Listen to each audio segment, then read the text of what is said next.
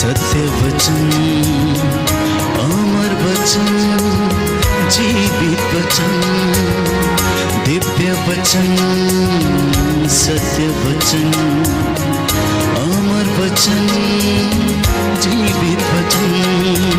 साई दा बामा बनी दा बामा बगरे सा निरे सा निरे सा निरे सा निरे सा। दिव्य वचन, सत्य वचन, अमर वचन, जीवित वचन, दिव्य वचन, दिव्य वचन।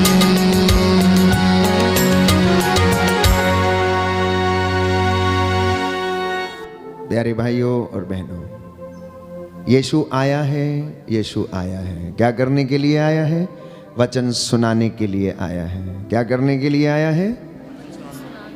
चंगा करने के लिए आया है, जीवन देने के लिए आया है, उद्धार देने के लिए आया है। जिस जिस घर में, जिस जिस नगर में यीशु गया, जहाँ जहाँ पर उसके कदम पड़े वहाँ पर उद्धार आया, शांति आई, चंगाई आई और मुक्ति आई। प्यारे भाइयों और बहनों, क्योंकि प्रभु का स्वभाव देने का है, प्रभु का स्वभाव चंगा करने का है, प्रभु का स्वभाव प्रियजनों आशीर्वाद देने का है। इंसान कितनी भी गलती क्यों ना करे, वो कितना भी पाप में क्यों ना रहे, फिर भी उसको परमेश्वर निमंत्रण देता है। यशायाह नबी के ग्रंथ अध्याय 1 पद संख्या 18 में, आओ हम एक साथ विचार करें। देखिए उसकी दयालुता। आओ हम एक साथ विचार करें, तुम्हारे पाप सिंदूर की तरह लाल क्यों ना हो, किरमिच की तरह मटमैले क्यों ना हो, मैं उन्हें हिम के समान सफेद बना दूंगा। कहता है, क्या कहता है? मैं उन्हें हिम के समान सफेद बना दूंगा। आपके जीवन में दुख है या नहीं? कष्ट है, बीमारी है, रोग है, चिंता है, आप दुखी रहते हैं। प्रियजनों, जब हम अपने कामों से परमेश्वर को कष्ट देते हैं तो वो भी दुखी होता है, वो भी दुखी होता है। इसलिए संत पौलुस कहता है, आप लोग आत्मा की प्रेरणा का दमन ना करें, आप लोग आत्मा की प्रेरणा का दमन ना करें। हम समझने का प्रयास करेंगे पवित्र वचन से कि आखिर परमेश्वर का दुख क्या था।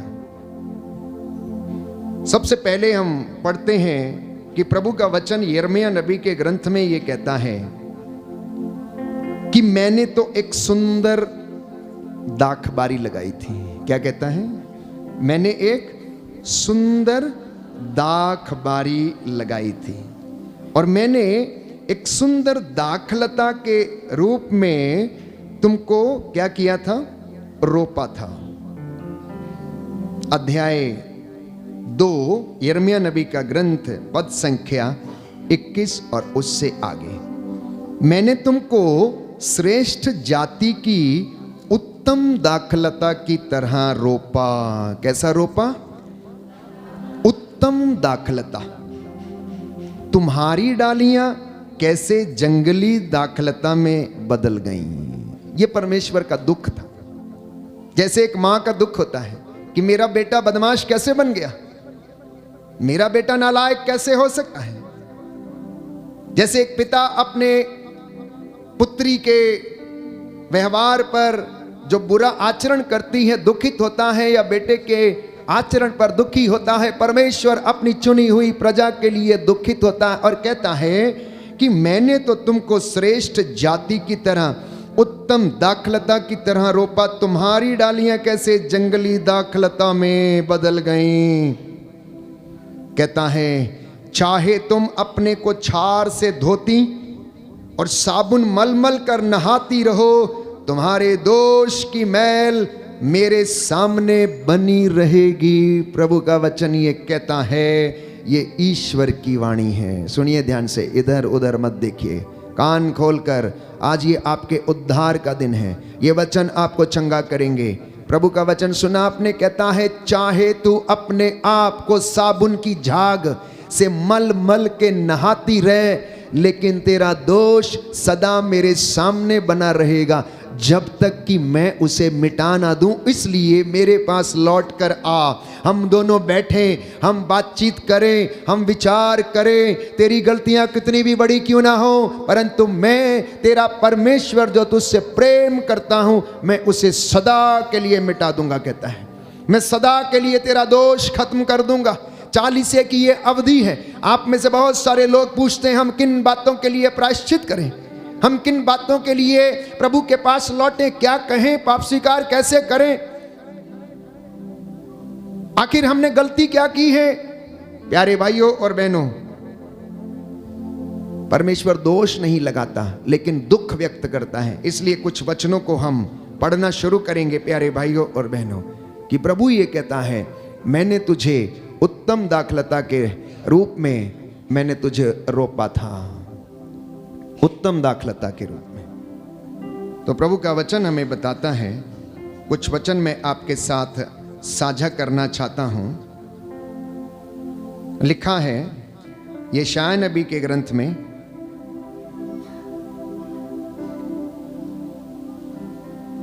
अध्याय 65, यशायाह नबी का ग्रंथ अध्याय 65। मैंने उन लोगों पर अपने को प्रकट किया जो मुझसे परामर्श नहीं लेते थे, जो लोग मेरी खोज नहीं करते थे, तो मैं उन्हें नहीं मिला। क्या लिखा है? जो मुझसे परामर्श नहीं लेते थे, जो लोग मेरी खोज नहीं करते थे, तो मैं उन्हें ढूंढने पर नहीं मिला।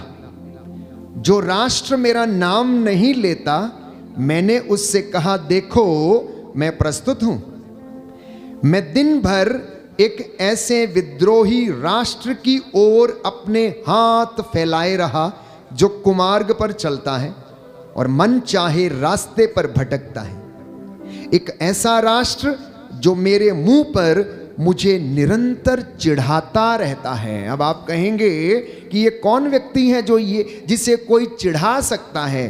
तो योहन के पहले पत्र में लिखते हैं, योहन के सुसमाचार में भी, कि ईश्वर तो आत्मा है, वो जिंदा खुदा है, वो सुनता है, उसका हाथ है, उसका कान है, वो बहरा नहीं है, उसकी आंखें हैं। वो परमेश्वर कहता है ये एक ऐसे विद्रोही राष्ट्र की तरह मेरी बातों को सुनते नहीं, लेकिन मुझे चिढ़ाते रहते हैं। वो कह रहा मुझे चिढ़ाते हैं, और क्या कह के चिढ़ाते हैं? अगर आप दूसरा वचन खोलेंगे यशायाह नबी के ग्रंथ में, जहां पर वो उत्तम उपवास की बातें करता है, परमेश्वर का वचन हमसे कहता है कि ये मुझसे पूछते हैं कि हम उपवास क्यों करें जब तू हमारी सुनता ही नहीं है।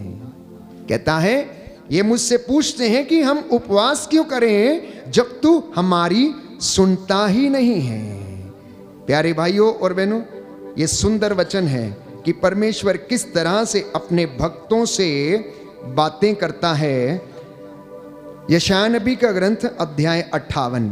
अब बात चिढ़ाने की थी, तो सुनिए कि किस तरह से लोग उसको शायद चिढ़ाते हैं।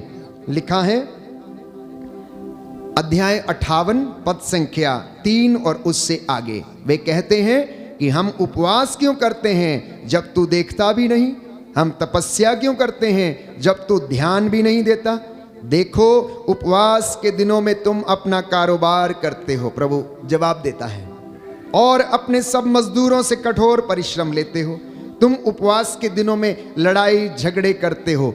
तो यदि आप उससे सवाल कर रहे हैं चिढ़ाते हुए कि हम ऐसा काम क्यों करें, हम सेवा क्यों दें, हम दशमांश क्यों दें, हम मंदिर की सीढ़ियों पर झाड़ू क्यों लगाएं, हम पोछा क्यों लगाएं, हम मंदिर की सेवा क्यों करें, हम सेवादार क्यों बने, जब तू हमारी सुनता ही नहीं, देखता ही नहीं, तो कहता है ये एक विद्रोही राष्ट्र की तरह बात करते हैं और मेरे मुख पर मुझे चिढ़ाते हैं। ये कहकर कि तू हमारी सुनता नहीं है, तो हम तुझे क्यों तर्पण बलि चढ़ाएं। प्यारे भाइयों और बहनों, इतना ही नहीं, आगे लिखा है यशायाह नबी के ग्रंथ में कि वे कब्रों के बीच में बैठते हैं। सुनिए ध्यान से, प्रभु कहता है यशायाह से कि इनसे कहो कि ये प्रभु का वचन सुने कि वे कब्रों के बीच में बैठते और गुफाओं में जागरण करते हैं। वे सूअर का मांस खाते और अपने बर्तनों में घृणित रस भरते हैं। वे दूसरों से कहते सावधान रहो, मेरे पास मत आओ और मैं तुम्हारे लिए परम पवित्र हूं। ऐसे लोग धुएं की तरह, दिन भर जलती अग्नि की तरह मेरी नाक में दम करते हैं, मेरी नाक में दम करते हैं। ऐसा वचन कौन बोल सकता है? जो व्यक्ति जिंदा है। ऐसा व्यक्ति जो जिंदा है वही बोल सकता है कि ये मेरी नाक में दम किए हुए हैं। जैसे कि धुआं नाक में घुसकर उसके श्वास को दबा देता है, परमेश्वर कहता है ये अपने घृणित कामों से मेरी नाक में दम किए हुए हैं। अब सुनिए आगे क्या कहता है। देखो मेरे सामने यह लिखा हुआ है, मैं तब तक मौन नहीं रहूंगा जब तक मैं उनसे उनके अधर्म का, उनकी अपनी और उनके पूर्वजों की दुष्टता का पूरा पूरा बदला नहीं चुकाऊंगा। ये प्रभु का कहना है। जो पहाड़ों पर सुगंधित धूप और पहाड़ियों पर मेरा उपहास करते हैं, मैं उनसे उनके पुराने कुकर्मों का पूरा पूरा बदला चुकाऊंगा। मैं उनसे उनके कुकर्मों का पूरा पूरा बदला चुकाऊंगा। ये इज़राइल के विषय में, जो पुराना इज़राइल था, जो परमेश्वर को नहीं जानता था, जो अपने मार्ग पकड़कर आगे चल रहा था, ईश्वर के राज्य से, मार्ग से भटका हुआ था, परमेश्वर उसे चेतावनी देता है। और आप लोग जो ईसा मसीह को जानते हैं, जितनों ने उसे धारण किया, आप अब पुराने इज़राइल नहीं हैं, आप नई इज़राइल हैं, जिनको पवित्र किया गया है, जिनको बुलाया गया है, जिनको चुना गया है। प्यारे भाइयों और बहनों, तो अब फर्क अपने आप में जानने की कोशिश करें कि क्या आप में जो नया इज़राइल है और पुराने इज़राइल में कोई फर्क है या नहीं है? कोई फर्क है या नहीं है? मैं कई बार कहता हूं कि मसीही जीवन एक चुनाव है, एक चुनौती है जो परमेश्वर ने हमारे सामने रखी है। प्यारे भाइयों और बहनों, ये गेट के सामने से बच्चों को हटा दीजिए वहां से।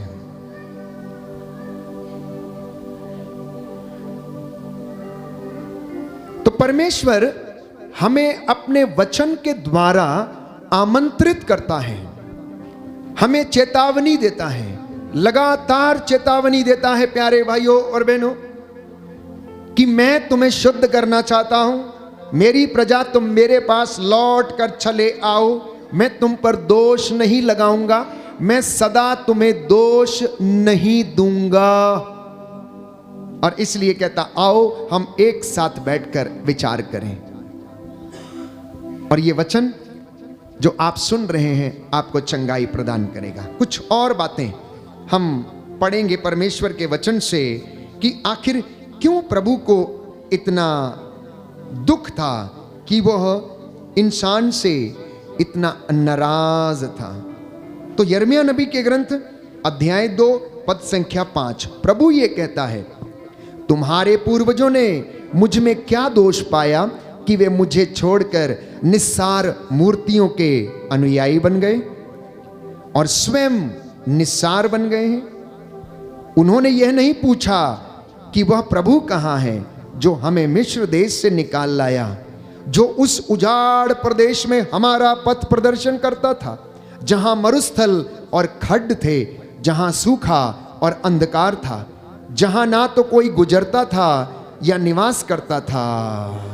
सुनिए ध्यान से, प्रभु सवाल पूछ रहा है, कह रहा है तुम्हारे बाप दादाओं ने, तुम्हारे पूर्वजों ने ये बात क्यों नहीं पूछी मेरे विषय में कि वो परमेश्वर जो हमें मिस्र की गुलामी से निकाल कर लाया था, उसके विषय में उन्होंने क्यों जानना नहीं चाहा? Why didn't they inquire?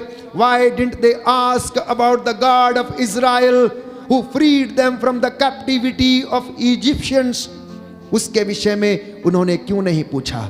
आखिर मैंने उनका क्या बिगाड़ा था?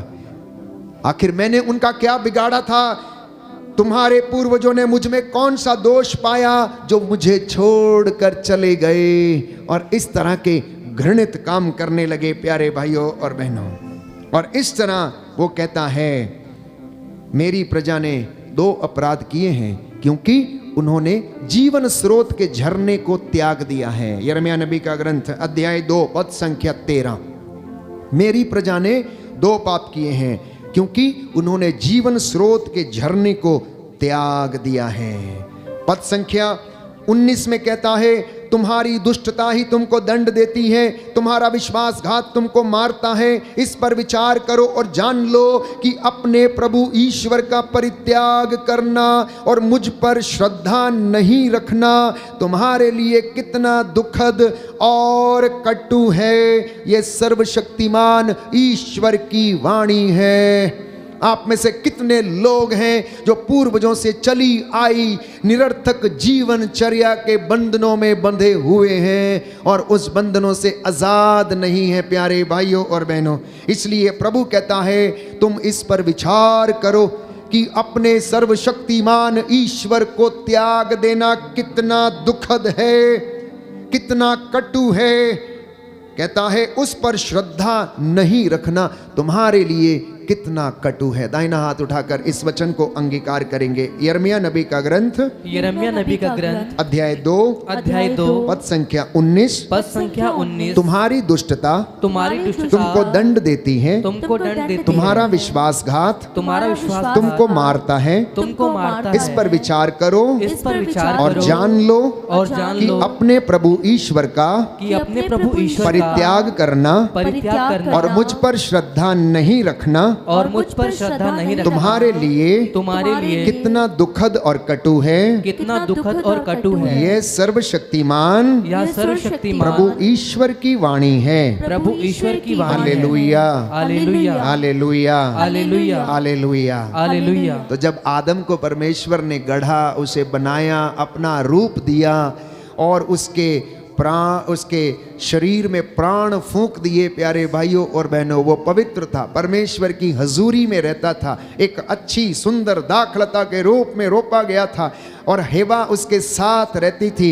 लेकिन अज्ञानता के अंधकार में पड़कर, प्रलोभन में पड़कर उन्होंने वो काम कर डाला, अपने ईश्वर को जो जीवन का स्रोत है उसे त्याग दिया। लेकिन परमेश्वर को बड़ा दुख हुआ, बहुत दुख हुआ। उसने पूछा आदम ये तुमने क्या किया, हेवा ये तुमने क्या किया।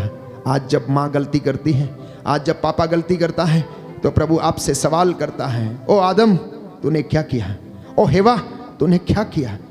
तूने अपने बच्चों की देखभाल नहीं की, तूने उन्हें धर्म नहीं सिखाया, तूने उन्हें संस्कार नहीं सिखाए, तेरी दाखबारियां जंगली कैसे हो गई हैं। ये सवाल आज भी आपसे परमेश्वर अपनी पवित्र संहिता के द्वारा पूछता रहता है। आदम तुम कहां हो, इमैनुअल तुम कहां हो। आप में से जितने लोगों के नाम परमेश्वर ने आपको दिए हैं बपतिस्मा के दौरान, और जिस नाम से आप जाने जाते हैं, उससे आपको पुकार पुकार कर वो पूछता है तुम कहां हो। आदम ने जवाब दिया कि मैं नंगा हूं इसलिए मैं झाड़ियों के पीछे छिप गया हूं। आप कौन सा जवाब देते हैं, आप कौन सा जवाब देते हैं, आप क्या बोलते हैं प्रभु को। यह मनन चिंतन का विषय है। व्हाट डू यू से कि मैं कहां हूं, व्हाट डू यू से कि मैं कहां हूं। प्यारे भाइयों और बहनों, यह सवाल जब आदम से पूछा गया तो आदम ने कहा मैं तेरी आवाज सुन के डर गया, मैं तेरी आवाज सुन के डर गया और मैंने अपने आप को झाड़ियों के पीछे, पत्तों के पीछे छिपा लिया है। परमेश्वर ने उससे कहा किसने तुझे बताया कि तू नंगा है, क्या तुमने वो घृणित काम किया, मेरी आज्ञा का उल्लंघन किया जिसे मैंने तुझे करने से मना किया था। क्या तूने उस फल को खाया। बोला नहीं नहीं, तूने जिसको मेरे साथ रखा उसने दिया और मैंने खा लिया। उससे पूछा तूने एक काम किया, उसने बोला सांप ने मुझे बहका दिया और मैंने खा लिया। एक दूसरे के ऊपर दोषारोपण। परमेश्वर दुखी होता रहा, दुखी होता रहा। और मैंने आपको कई मर्तबा बताया है कि आदम और हेवा ने अपने लिए पत्तों के कपड़े बनाए और परमेश्वर शायद उनके ऊपर हंसता होगा, आदम की नादानी पर हंसता होगा और कहता होगा, आदम तुम क्या सोचते हो, पत्तों के कपड़े बनाकर तुम अपनी नग्नता ढक सकते हो? अभी सूरज निकलेगा, पत्ते सूख जाएंगे और तेरा शरीर फिर से नंगा हो जाएगा। तो परमेश्वर ने क्या किया? एक मेमने का वध किया। बाइबल कहती है उत्पत्ति ग्रंथ में, एक मेमने का वध किया, उसकी खाल से उसके कपड़े बनाए और आदम और हवा को वो खाल के कपड़े पहनाए।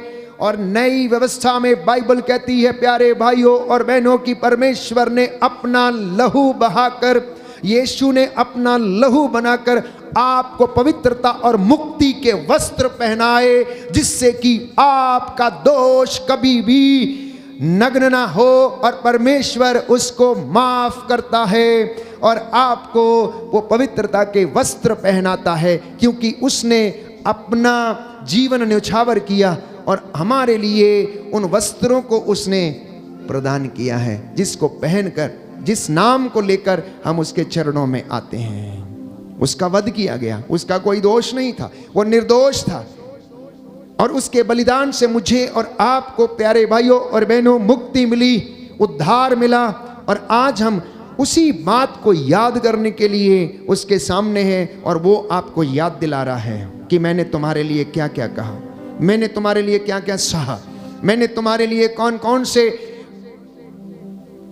कौन सी बातों को अपने कंधों के ऊपर उठा लिया, तुम्हारे सर्व पापों को मैंने अपने कंधों पर उठा लिया। प्यारे भाइयों और बहनों, ये परमेश्वर का दुख था, लेकिन वो दयालु ईश्वर है।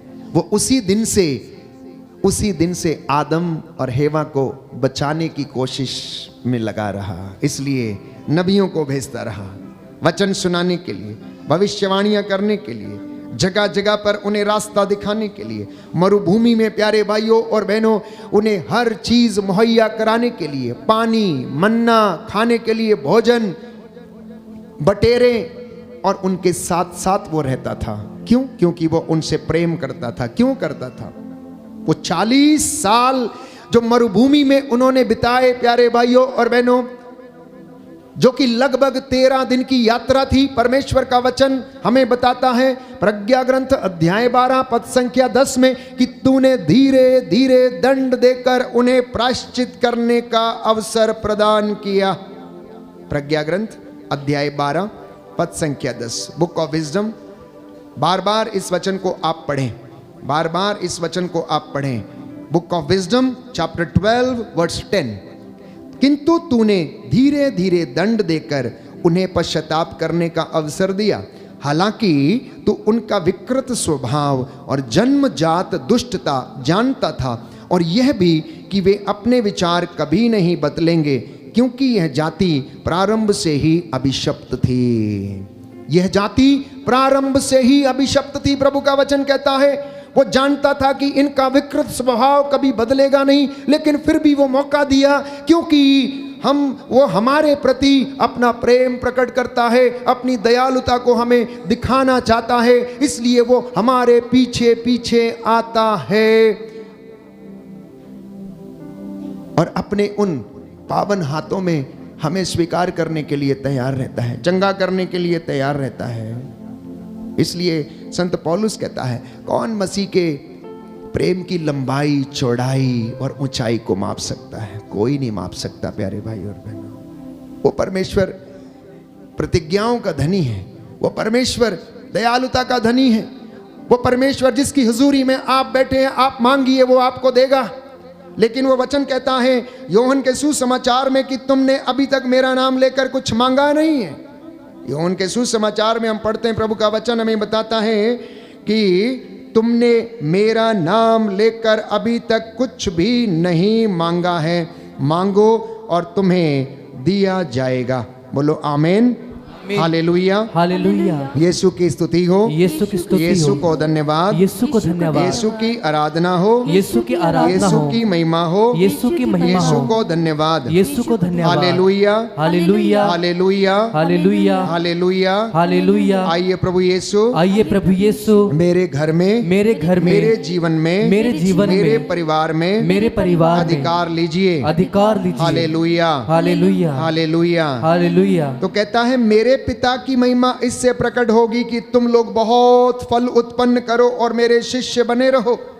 यदि तुम मुझ में रहो और तुम में मेरी शिक्षा बनी रहती है तो चाहे जो मांगो वह तुम्हें दिया जाएगा, चाहे जो मांगो वह तुम्हें दिया जाएगा, चाहे जो मांगो वह तुम्हें दिया जाएगा। अध्याय 14 योहन का सुसमाचार पद संख्या 13 और उससे आगे। तुम मेरा नाम लेकर जो कुछ मांगोगे मैं तुम्हें वही प्रदान करूंगा, जिससे कि पुत्र के द्वारा पिता की महिमा प्रकट हो। यदि तुम मेरा नाम लेकर मुझसे जो कुछ भी मांगोगे तो मैं तुम्हें वही प्रदान करूंगा। बोलिए आमेन, आमीन। Hallelujah, hallelujah, hallelujah, hallelujah, hallelujah. Hallelujah. तो वो परमेश्वर देने वाला है, सदा देने के लिए तैयार है। बहुत सारे लोग हैं मांगते भी हैं लेकिन विश्वास भी नहीं करते हैं, मांगते भी हैं विश्वास भी नहीं करते हैं, विचलित रहता है। याकूब इसके विषय में लिखता है कि जो व्यक्ति संदेह करता है वो समुद्र की लहरों की तरह है, वो समुद्र की लहरों की तरह है, कभी उठती हैं, कभी नीचे बैठती हैं, कभी ऊपर होती हैं, कभी नीचे बैठती हैं। तो ऐसा व्यक्ति जो संदेह करता है प्यारे भाइयों और बहनों, वो कभी भी अपने जीवन में सफल नहीं होता है, वो कभी भी अपने जीवन में सफल नहीं होता है। इसलिए योशुआ के ग्रंथ अध्याय 4 पद संख्या 1 से 2 में हम पढ़ते हैं कि इज़राइल का प्रभु ईश्वर ये कहता है कि मैंने मूसा और हारून को भेजा, चमत्कार दिखाए, मैंने अमोरियों को तुम्हारे हाथ में दे दिया, मैंने चट्टान से पानी निकाला, मैंने समुद्र को 2 भागों में विभाजित कर दिया। अध्याय 24 पद संख्या 15 में कहता है, योशुआ कहता है कि मैं उस परमेश्वर के नाम की शपथ लेकर मैंने ये फैसला किया है कि आज से मैं और मेरा परिवार प्रभु की क्या करेंगे, सेवा करेंगे। तुम लोग डिसाइड करो कि तुम्हें क्या करना है, तुम लोग डिसाइड करो तुम्हें क्या करना। और मैंने कहा मसीही जीवन एक चुनौती है, आप लोगों के सामने है कि आप क्या करना चाहते हैं, किसे चुनना चाहते हैं। योशुआ ने कहा मैंने सेवा करने का निर्णय लिया है, आप लोग क्या करना चाहते हैं। विधि विवरण ग्रंथ अध्याय 30 पद संख्या 19 में हम पढ़ते हैं कि मूसा ने भी वही बात कही जो योशुआ अब तक लोगों से कह रहा था। अध्याय 30 विधि विवरण ग्रंथ पद संख्या 1, प्रभु कहता आशीर्वाद और अभिशाप दोनों तुम्हारे सामने हैं, किसे चुनना चाहते हो वो चुन लो। अध्याय 30 पद संख्या 15 विधि विवरण ग्रंथ, जीवन और मृत्यु, भलाई और बुराई तुम्हारे सामने रखता हूं, जिसे चुनना चाहते हो उसे तुम लोग चुन लो। ये आज का वचन है। परमेश्वर प्यारे भाइयों और बहनों अपने डरवैयों को क्या करता है, आशीष प्रदान करता है। इसलिए जब हम उसके अनुग्रह के सिंहासन के पास आते हैं तो हमें घबराने की आवश्यकता नहीं है। हालांकि वो हमारे जीवन में अनेक दोष निकाल सकता है, लेकिन कहता है मैं तुम पर दोष नहीं लगाऊंगा। मेरे बेटे मैं तुम पर दोष नहीं लगाऊंगा, मेरी बेटी मैं तुम पर दोष नहीं लगाऊंगा। मैं तुम्हारे आचरण से भली भांति परिचित हूं, मैं तुम्हारे आचरण से भली भांति परिचित हूं, परंतु मेरी एक इच्छा है कि तुम मेरे पास लौटकर चले आओ, मेरे पास लौटकर चले आओ। कई लोग सोचते हैं कि परमेश्वर का स्वभाव ऐसा है कि वो दंड नहीं देगा। प्यारे भाइयों और बहनों, पुरानी व्यवस्था में बाइबल निरंतर यही कहती है कि मैं जब तक तुम्हें दंड ना दूंगा क्या मैं छोड़ दूं तुमको। कहता नहीं, ऐसे कैसे छोड़ दूंगा। कहता ऐसे कैसे छोड़ दूंगा। मैंने मिरियम को नहीं छोड़ा, जिसने मेरे दास मूसा के ऊपर अभियोग लगाया। 7 दिन मैंने उसे तंबू से बाहर रखा और उस तंबू से परमेश्वर हट गया। बाइबल कहती है परमेश्वर हट गया, नाराज हो गया, चला गया। जिस घर में प्यारे भाइयों और बहनों उसकी इबादत नहीं, उसकी निंदा है, तो परमेश्वर उस तंबू से, उस घर से हट जाता है।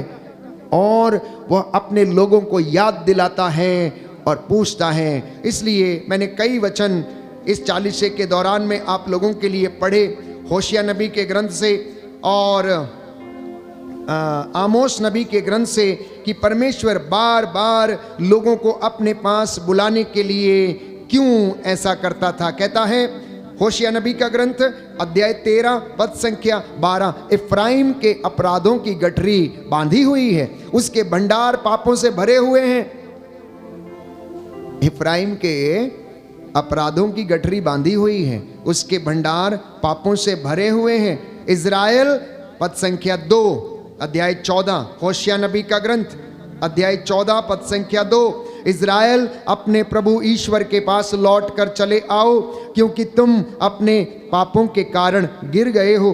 प्रार्थना का चढ़ावा लेकर प्रभु के पास आओ और उससे यह कहो, हमारा अपराध मिटा दे और हमारा सद्भाव ग्रहण कर। पद संख्या 5, होशिया नबी का ग्रंथ अध्याय 14 पद संख्या 5, मैं उनके विश्वासघात का घाव भर दूंगा, मैं उनके विश्वासघात का घाव भर दूंगा, मैं सारे हृदय से उनको प्यार करूंगा, क्योंकि मेरा क्रोध उन पर से अब दूर हो गया है। कितनी सुंदर बात है, कितनी सुंदर बात है। प्रभु ये सांत्वना देता है आपको और मुझे कि मैं दोष नहीं दूंगा, तुम्हारा विश्वासघात भर दूंगा, उसका घाव भर दूंगा, क्योंकि मेरा क्रोध अब उन पर से दूर हो गया है। मेरा क्रोध अब उन पर से क्या हो गया है?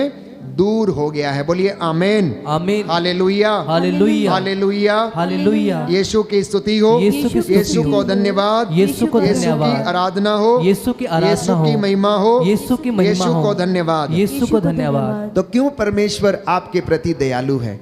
इफ्राइम 12 वंशों में से एक वंश था, उसके विषय में बाइबल कहती है, प्यारे भाइयों और बहनों, लिखा है होशिया नबी का ग्रंथ अध्याय 11 पद संख्या 3, मैंने इफ्राइम को चलना सिखाया, मैंने धमोला वासियों को चलना सिखाया।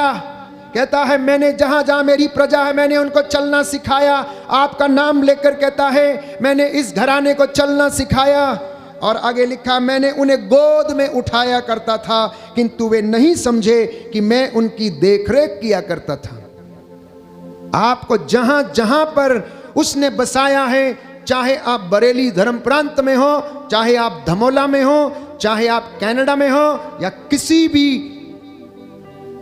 स्टेट में या देश में हो, कहता है मैंने इन्हें चलना सिखाया, मैंने इन्हें अपनी गोद में उठाया। चाहे आप कलकत्ता में हो, चाहे आप असम में हो, चाहे आप गुजरात में हो, चाहे आप किसी भी जगह पर हो, जिस जिस जगह पर आप रहते हैं, परमेश्वर का वचन ये कहता है कि मैंने इफ्राइम को चलना सिखाया, मैंने उन्हें गोद में उठाया, किंतु वे नहीं समझे कि मैं उनकी देखरेख करता था, मैं उन्हें दया से प्रेम की बागडोर में टहलाता था, मैं उन्हें दया तथा प्रेम की बागडोर से उन्हें टहलाता था। मतलब दया की और प्रेम की डोरी उनके हाथ में दी और उनको पकड़ पकड़ कर मैं आगे चलता था और उन्हें साथ में लेकर चलता था, परंतु ये लोग नहीं समझे।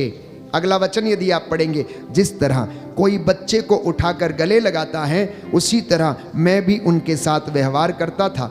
मैं झुककर उन्हें भोजन दिया करता था, जैसे एक माँ अपने बच्चों को भोजन देती है। उनको मिस्र में लौट जाना पड़ेगा अगर वो मेरी बात नहीं मानेंगे। मेरी प्रजा मेरे विरुद्ध विद्रोह करने को तुली हुई है, इसलिए उसे जुए की सजा दी जाएगी, जिसे कोई भी खोल नहीं सकेगा। इफ्राइम, मैं तुम्हें कैसे त्याग दूं? इज़राइल, मैं तुम्हें कैसे शत्रुओं के हाथों में सौंप दूं? मैं तुम्हें अदमा के समान कैसे राख में मिला दूं? मैं तुम्हें सबोईम के समान कैसे भस्म कर दूं? मेरा हृदय यह नहीं मानता, मुझ में दया उमड़ आती है, मैं अपना क्रोध भड़कने नहीं दूंगा, मैं फिर इफ्राइम का विनाश नहीं करूंगा, क्योंकि मैं मनुष्य नहीं, मैं ईश्वर हूं, कहता है, इसलिए मैं तेरा सर्वनाश नहीं करूंगा। चाहे तू कितने पाप कर ले, चाहे तू कितने तंत्र मंत्र कर ले, लेकिन मेरी दया तेरे प्रति उमड़ आएगी। लेकिन इंसान समझता नहीं है, विपत्ति पीछा करती है। याद रखिए, बुढ़ापे में भी आपका पीछा करेगी। आपका पैर टूट जाएगा, आपकी रीढ़ की हड्डी टूट जाएगी प्यारे भाइयों और बहनों, और आपको वो बिस्तर के ऊपर डाल देगा आपको सिखाने के लिए कि मैंने तेरे ऊपर इतनी दया की थी, लेकिन तुम मेरी बात नहीं समझा, तुम मेरी बात नहीं समझी, तेरा घाव भरूंगा जरूर। ये मेरे वचन नहीं, बाइबल के वचन हैं प्यारे भाइयों और बहनों। प्रभु ने होशिया नबी के द्वारा इस बात को कहा कि तू मेरी बात नहीं मानता था। इफ्राइम तेरे पापों की गठरी बांधी हुई है, इज़राइल तेरे पापों की गठरी बांधी हुई है, मेरे सामने है, तेरा दोष मेरे सामने है, लेकिन मैं तुझे कैसे त्याग दूं, मैं तुझे कैसे छोड़ दूं, अदमा की तरह मैं तुझे कैसे राख में मिल जाने दूं, मैं तेरा घाव भरूंगा। कहता है मैं तेरा घाव भरूंगा जरूर, तेरे घावों पर पट्टी जरूर बांधूंगा, मैं उन्हें चंगा करूंगा। ये हमारा परमेश्वर है जिसके सामने आप बैठे हुए हैं।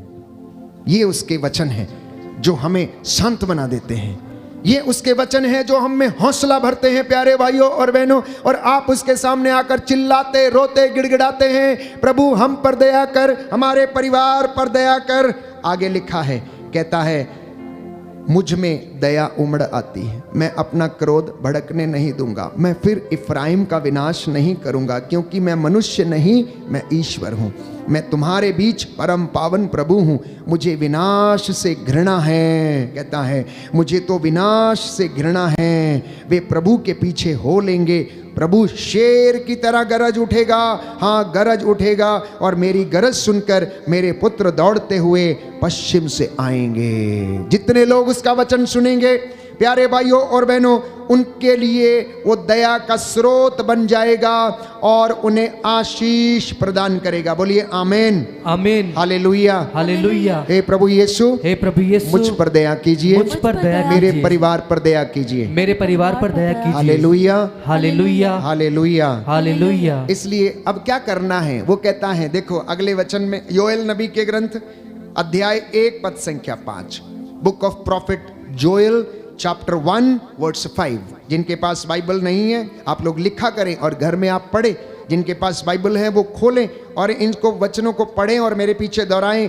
कहता है तुम शराबियों जागो और विलाप करो।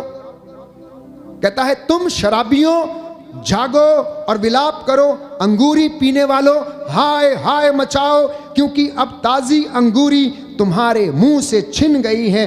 यह इसलिए कि मेरे देश पर एक शक्तिशाली राष्ट्र असंख्य सेना लेकर चढ़ आया है।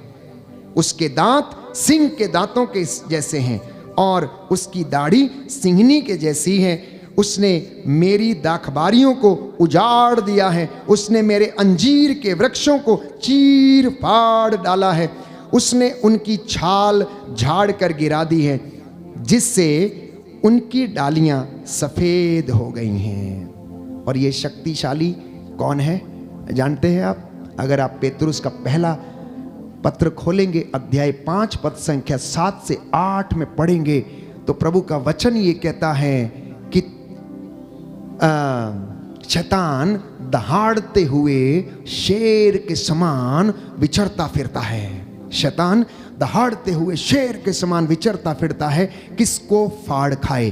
प्रवक्ता ग्रंथ में हम पढ़ते हैं कि पाप दुधारी तलवार के जैसा है, उसके दांत जो हैं शेर के दांतों से भी पैने हैं, उसके काटने पर उसके घावों का कोई इलाज नहीं है। और योएल नबी के ग्रंथ में प्रभु ये कह रहा, अब ये व्यक्ति जो शक्तिशाली होने का दावा करता और है, वो क्या करता है? मेरे बच्चों के ऊपर, मेरे राष्ट्र के ऊपर चढ़ाई करने के लिए आ गया है, नष्ट करने के लिए आ गया है।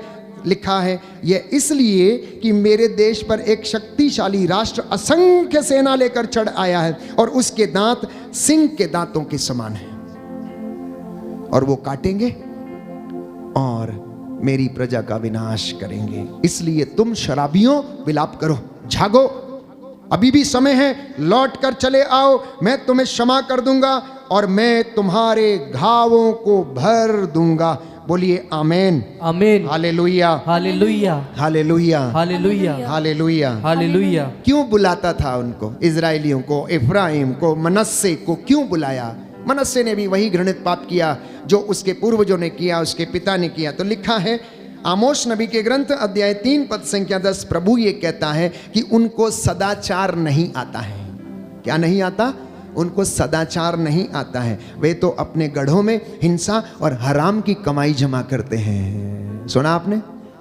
इनको सदाचार करना नहीं आता बोलता, क्योंकि ये अपने गढ़ों में हिंसा की कमाई और हराम की कमाई जमा करते हैं। इसलिए प्रभु ईश्वर ये कहता है, शत्रु देश को घेर कर तेरा वैभव छिन्न भिन्न कर देगा। इसलिए दंपतियों, माता पिता, अपने घर के पुरोहितों, अपने घर के नबियों, आप अपने घर की रक्षा करें, क्योंकि बाइबल ये कहती है, प्रभु ईश्वर ये कहता है, शत्रु देश को घेर लेगा, शत्रु देश को घेर लेगा और उसका वैभव छिन्न भिन्न कर देगा और तेरे गढ़ों को वो लूट लेगा, तेरे गढ़ों को वो लूट लेगा। अब भी तुम्हारे पास समय है, तुम मेरे पास लौट कर चले आओ।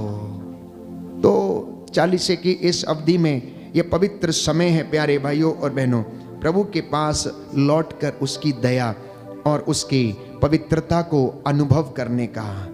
आज वादा करना, आज वादा करना कि हम क्या करना चाहते हैं। प्रभु की सेवा करना चाहते हैं, उसके पास लौटना चाहते हैं, उसके पास आना चाहते हैं, या क्या करना चाहते हैं, ये आपके ऊपर है। ये वचन आपका जीवन बदलने वाले वचन हैं। ये वचन आपकी चंगाई के लिए, आपके उद्धार के लिए, आपके मार्गदर्शन के लिए, आपकी उन्नति के लिए है। और प्रभु वादा करता है कि मैं सत्य प्रतिज्ञ ईश्वर हूं, मैं कभी नहीं बदलता, मैं अपना हर एक वचन और वादा पूरा करूंगा। बोलिए आमीन, आमीन, हालेलुया, हालेलुया। यीशु की स्तुति हो, यीशु की स्तुति यीशु हो, को धन्यवाद, यीशु को धन्यवाद, यीशु की आराधना हो, यीशु की आराधना हो, यीशु को धन्यवाद, यीशु को धन्यवाद। तो इसलिए क्या करना चाहिए? एक आखिरी वचन, इसे याद करें, लेकर जाएं, घर में पढ़ें।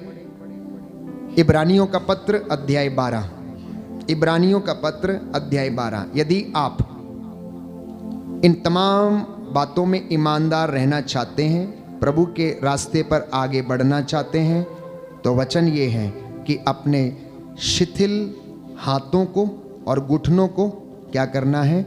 सबल बनाना है, ताकि ये हाथ प्रार्थना में और इबादत में सदा ऊपर उठे रहें और प्रभु आपको निरंतर बल प्रदान करता रहे। क्योंकि लिखा है, इब्रानियों का पत्र अध्याय 12 पद संख्या 10 से मैं आपके लिए पढ़ूंगा। वे तो अपनी अपनी समझ के अनुसार इस अल्पकालिक जीवन के लिए हमें तैयार करने के उद्देश्य से दंड देते थे। ईश्वर हमारे कल्याण के लिए ऐसा करता है, क्योंकि वह हमें अपनी पवित्रता का भागी बनाना चाहता है। मम्मी पापा या साधारण जनता या इंसान अपने बच्चों को दंड देता है, क्यों? अल्पकालिक जीवन में सुधरने के लिए, मतलब अपनी रोजमर्रा की जिंदगी में बच्चा सुधर जाए, इसलिए वो उनको दंड देते हैं। लेकिन संत पौलुस लिखता है कि परमेश्वर हमारे कल्याण के विषय में ऐसा सोचता है, इसलिए वो ऐसा करता है और हमें दंड देता है, क्योंकि वो हमें अपनी पवित्रता का भागी बनाना चाहता है। और वो अल्पकालिक नहीं, थोड़े समय के लिए नहीं, संपूर्ण जीवन के लिए, अनंत जीवन के लिए वो ऐसा करना चाहता है। इसलिए अगला वचन है, जब दंड मिल रहा है तो वो सुखद नहीं है, दुखद प्रतीत होता है, किंतु दंड के द्वारा प्रशिक्षित होते हैं, वे बाद में धार्मिकता का शांतिप्रद फल प्राप्त करेंगे। इसलिए ढीले हाथों तथा शिथिल घुटनों को सबल बना लें और सीधे पथ पर आगे बढ़ते जाएं, जिससे लंगड़ा भटके नहीं बल्कि चंगा हो जाए। दाहिना हाथ उठाकर वचन दोहराएंगे। प्रभु का वचन कहता है, प्रभु का वचन कहता है, ढीले हाथों तथा शिथिल घुटनों को सबल बना लें और सीधे पथ पर आगे बढ़ते जाएं, जिससे लंगड़ा भटके नहीं बल्कि चंगा हो जाए। Hallelujah, hallelujah, hallelujah, hallelujah.